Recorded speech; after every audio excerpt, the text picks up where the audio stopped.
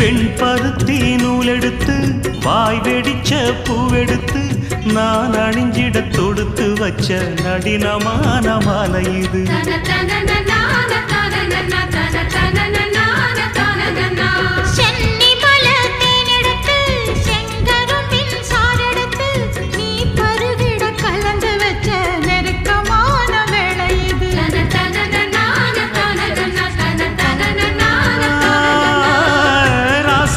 உடம்பிருக்கும் ரவிக்க துணி நானாக அன்னாடம் சூடி கொண்ட ஆசை வச்சாகாதா.